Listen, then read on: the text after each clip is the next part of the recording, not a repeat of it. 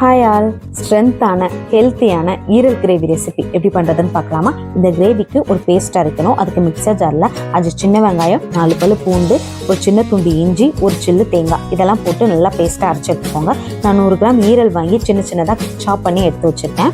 இப்போ stove on பண்ணி கடாயில் 3 ஸ்பூன் எண்ணெய் ஊற்றி எண்ணெய் காயவும் சோம்பு போட்டுக்கோங்க. சோம்பு போட்டு பொரியவும் ஒரு பெரிய வெங்காயம் சின்ன சின்னதாக கட் பண்ணி சேர்த்துக்கோங்க.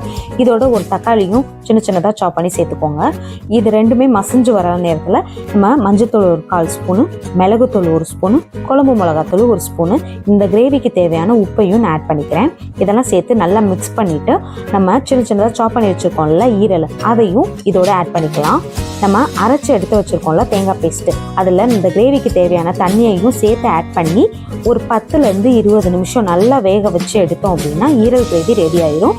இந்த கிரேவி சுண்டி வர நேரத்தில் நம்ம ஒரு 1/4 ஸ்பூன் கரம் மசாலா ஆட் பண்ணிக்கலாம். இது ஃப்ளேவருக்காக தான். கடைசியாக மல்லி இலை ஆட் பண்ணிக்கோங்க. ஸ்ட்ரென்த்தான ஹெல்த்தியான ஈரல் கிரேவி ரெசிபி ரெடி. இதில் அயன் சத்து நிறையா இருக்கிறதுனால ரத்த சோகை உள்ளவங்கலாம் இதை அடிக்கடி உங்கள் ஃபுட்டில் எடுத்துக்கோங்க. இந்த ரெசிபியை ட்ரை பண்ணி பார்த்துட்டு எப்படி இருந்ததுன்னு ஃபீட்பேக் கொடுங்க. இவ்வளோ நேரம் என் சேனலை பார்த்ததுக்கு தேங்க்யூ.